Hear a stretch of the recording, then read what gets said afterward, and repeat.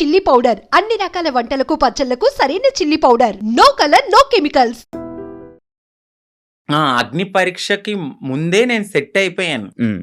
ఇక్కడ ఏమైందంటే మా కమ్యూనిటీ వాళ్ళు వెనక్కి లాగేశారు. ఎందుకు అసలు స్టేజ్ ఎక్కలేదు నువ్వు? నేను స్టేజే ఎక్కలేదు. అదే కదా నా బాధ. నన్ను నేను ప్రూవ్ చేసుకునే ఒక టైం వచ్చింది. నన్ను ఇలా అనౌన్స్ చేశారు శ్రీముఖి గారు. సాంగ్ అనేది వేశారు. నేను బ్యాక్గ్రౌండ్ లో వెనకాల ఉన్నాను. సాంగ్ వేశారు. వెంటనే స్టాప్ చేశారు. నన్ను ఆ టీం వాళ్ళు ఒకసారి మేడం మీతో మాట్లాడాలన్నారు. పైకి వెళ్ళారు. పైకి తీసుకెళ్ళి ఒక 3 hours కూర్చోబెట్టారు. తర్వాత హెడ్ వచ్చారు. నన్ను పిలిచారు. లోపలికి వెళ్ళాను. సో మీ కమ్యూనిటీ వాళ్ళు ఇట్లా అని నాకు ఒక అంటే నేను సెక్స్ వర్క్ చేశానండి. నేను ఒప్పుకుంటున్నాను. నేను ఒక లీడర్ని. నాకంటూ మేము కమ్యూనిటీకి చాలా వర్క్స్ చేస్తాము. సోషల్ యాక్టివిస్ట్ ని. అందరికి తెలుసు ఆ పర్సన్ చాలా.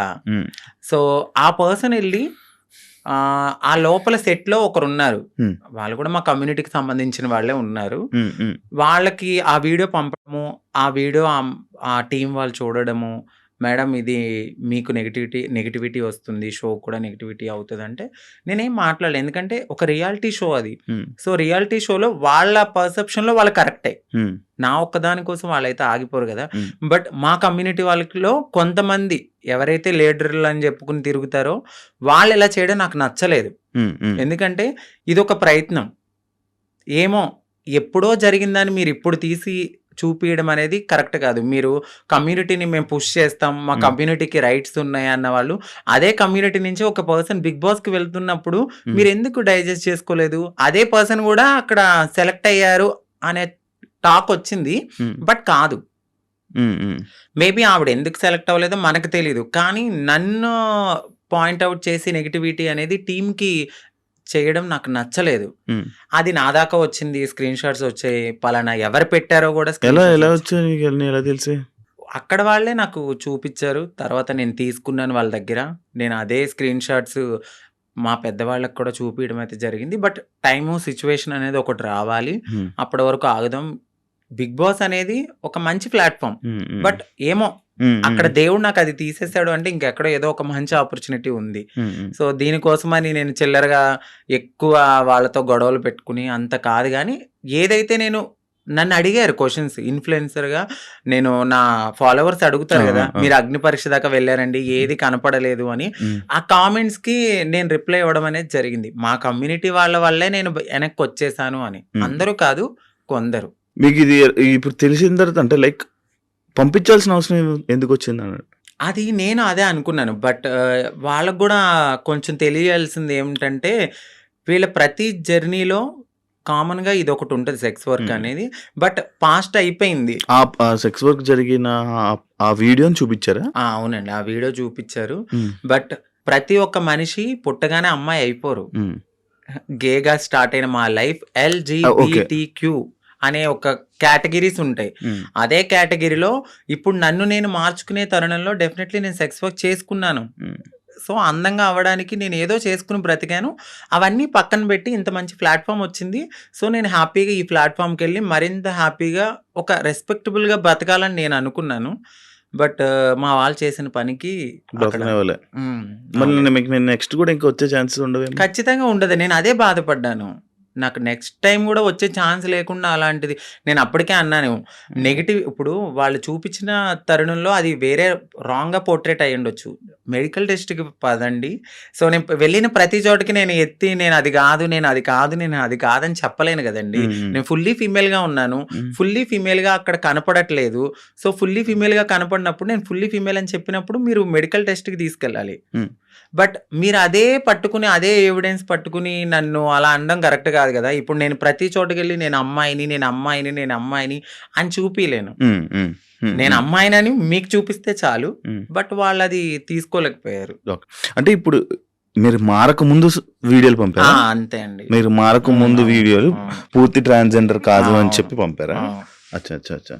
మరి ఎలా ఇప్పుడు ఏంటి మరి సో బాధపడ్డాను. నాకు అది ఒక్కటే ఆప్షన్ అని నేను అనుకోవట్లేదు. ఉమ్, సో నేను నా ఓన్ ప్లాట్ఫామ్లో నేను ఆల్రెడీ చాలా మందికి తెలుసు, ఉమ్, ఇంకొంచెం అవ్వాలి అని అనుకున్నాను ఆ ప్లాట్ఫామ్ ద్వారా. ఉమ్, బట్ మా వాళ్ళు చేసిన పనికి వెనక్కైతే వచ్చాను. ఉమ్. పర్లేదు, వెల్ అండ్ గుడ్. దేవుడు ఇక్కడ తీసేసాడంటే ఇంకెక్కడో ఏదో మంచి ఆపర్చునిటీ ఉండే ఉంటుంది. ఓకే.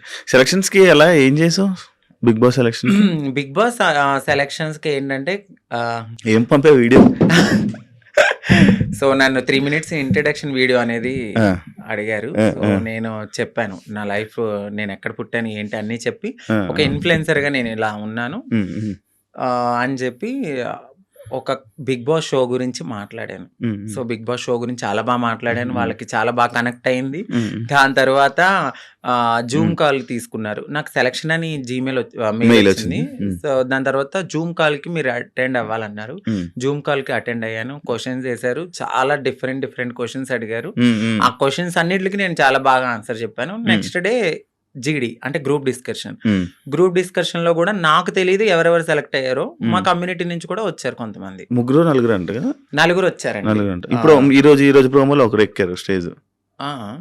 తను క్వీర్. క్వీర్ అంటే? సో క్వీర్ ఎల్జిబిటి క్యూలో క్వీర్ అనే వాళ్ళు కూడా ఉంటారు. అంటే వాళ్ళు మ్యారేజ్ చేసుకుంటారు, ఫీమేల్ ఆ. మేల్ ఇద్దరితో కూడా వాళ్ళు సెక్స్ అనేది చేస్తారనమాట. వాళ్ళని క్వీర్స్ అంటారు. బట్ దే ఆర్ లైక్ ఒక ఫిమేల్ లా రెడీ అవ్వాలి అనే ఒక ఫీలింగ్ ఉంటుంది తప్ప ఉమ్, వాళ్ళు ట్రాన్స్ కాదు. Okay okay. వాళ్ళకి మ్యారేజెస్ అవుతాయి, పిల్లలు ఉంటారు. ఎదర్ ఒక బాయ్ కనపడితే వాళ్ళకి నచ్చితే, వాళ్ళకి ఇష్టమైతే వాళ్ళతో కూడా చేస్తారు. వాళ్ళని క్వీర్స్ అంటారు. ఈ ఎల్జిబిటిక్యూ అంటే ఏంటి? ఎల్జిబిటి అంటే ఓకే. క్యూ మీకు ఇప్పుడు చెప్పాను. ఎల్ అంటే లెస్బియన్స్, ఓకే. జి అంటే గేస్, ఆ, బి అంటే బైసెక్షువల్స్, ఆ, ఎల్జిబిటి, టి అంటే ట్రాన్స్జెండర్స్, ఓకే. క్యూ అంటే క్వీర్స్. అక్క డి LGBT. కేటగిరీలోనే అందరూ వస్తారు.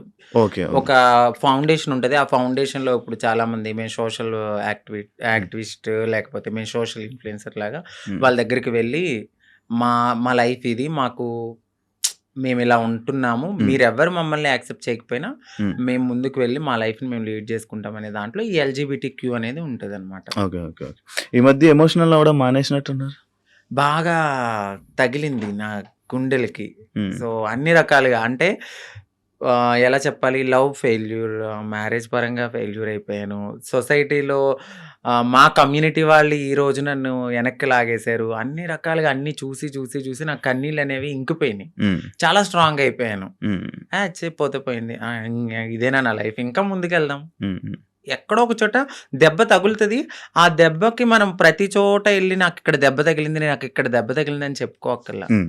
సో వెళ్తూ వెళ్తూ వెళ్తూ ఉంటే ఆ ముళ్ళని దాటుకుంటూ వెళ్తే ఎక్కడో చోట పూలబాట అనేది ఉంటుంది. ఒకటే ఒక క్వశ్చన్. అంటే ఇప్పుడు నీకు బిగ్ బాస్ అనేది పోవడానికి రీజన్ నువ్వు చేంజ్ అవ్వలేదు, నువ్వు ఆ. ట్రాన్స్జెండర్ కాదు అని అవును. పోయింది. బట్ నువ్వు ఇప్పుడు పూర్తిగా ట్రాన్స్జెండర్. అవునండి. పూర్తిగా ట్రాన్స్జెండర్. అవును. మరి ఎందుకు వాళ్ళకి ప్రూవ్ చేయలేకపోతే అప్పుడే? నేను అదే అడిగాను. సో నువ్వెందుకు ప్రూవ్ చేయలేదు మరి నేను అక్కడ? చెప్పాను వాళ్ళకి, ఉమ్, మెడికల్ టెస్ట్కి నేను రెడీగా ఉన్నానండి అని. బట్ మరి వాళ్ళ పర్సెప్షన్ ఎట్లా ఉందో నాకైతే తెలీదు. నేను ఫుల్లీ ఫీమేల్ అని నేను 100% నేను చెప్పాను వాళ్ళకి. ఉమ్, బట్ ఆ తర్వాత నేను బయటకు వచ్చిన తర్వాత మరి వాళ్ళు ఉంటారు కదా పిఆర్లు వాళ్ళు. సో మేడం ఇలా తను ఫుల్లీ ట్రాన్స్ అని అనేసరికి ఈ వీడియో అనేది వాళ్ళకి నెగిటివిటీ అనేది తీసుకొచ్చింది. Okay, okay. కావాలని ఇది మా కమ్యూనిటీ నుంచి ఆవిడ పంపడం అయితే జరిగింది. ఆ వీడియోలు ఎందుకు తీసుకున్నారు? అంటే నేను ఇంత ఫేమస్ అవుతాను నాకు తెలియదు కదండి అప్పుడు. ఆ, అది ఇప్పుడు కాదండి, ఆ, 7 years బ్యాక్ అది. ఆ, 7 years బ్యాక్ వీడియో తీసుకుని ఇప్పుడు చూపిస్తే అది కరెక్ట్ కాదు కదా. ఆ, నేను ఇప్పుడు ఎలా ఉన్నాననేది చూడాలి. ఉమ్, ఇప్పుడు నేను మారుతున్నాను అనే తరుణంలో నన్ను నేను మార్చుకునే లైఫ్లో నేను అప్పటికి నేను ఫేమస్ కాలేదు, ఎవరికి తెలియదు. అంకిత నాయుడు అంటే జీరో. ఇప్పుడంటే ఒక 10 మందికి తెలిసేమో. ఏం 10 మంది? చాలా మంది తెలుసు. ఆ 10 మందికి తెలియనప్పుడు నన్ను నేను బ్రతికించుకోవడానికి చేసుకున్నాను అది. Okay, okay. సో ఒక ప్లాట్ఫామ్కి వచ్చేసాను, మారాను. ఉమ్, ఆ ప్లాట్ఫామ్కి వచ్చిన తర్వాత నేను కమ్యూనిటీలో వర్క్స్ అంటే ఓపెనింగ్స్ అని, ఈ యూట్యూబ్ అని, దీని ద్వారానే నేను వెళ్ళిన తర్వాత అంతకుముందు ఇప్పుడైతే నేను అసలు ఏం చెయ్యట్లేదు. For more videos, Please subscribe to iDream. Please subscribe to iDream. Please subscribe iDream. And please subscribe to iDream. For more videos, subscribe to iDream. Please like, share and subscribe to the channel. Congratulations, iDream. Subscribe to iDream. Subscribe to iDream. So subscribe to iDream Media. iDream ki iDream team andarki huge congratulations. Please subscribe iDream Media. Please subscribe to iDream. Subscribe iDream. Please subscribe to iDream. iDream అంటే నా కళల channel subscribe చేసుకున్న నోరు తిరుగుతలేదు, మీరైతే గంట గుర్తు కొట్టండి. For more such videos, please subscribe to iDream. Subscribe to iDream. Please subscribe to iDream. Please subscribe iDream Media. Please do subscribe to iDream. Please subscribe to iDream Media. For best entertainment and information, please subscribe iDream. And don't forget to subscribe to iDream.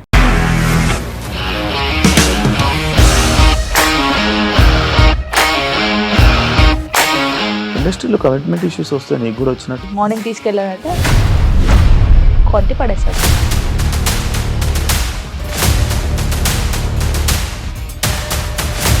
ఒక్కళ్ళు కూడా చూడలేదు ఈ cinema అని చెప్పడానికి కూడా చాలా ధైర్యం కావాలి. అది నిజం కదా, దాంట్లో ధైర్యం ఏంటి? ఇది నెక్స్ట్ డే ప్లేట్ మార్చేస్తే తప్పు కదా. As of now we are comfortable this అని నేను అనుకుంటున్నాను. రష్మిక గారిది మీది ఒకే ఊరంట కదా?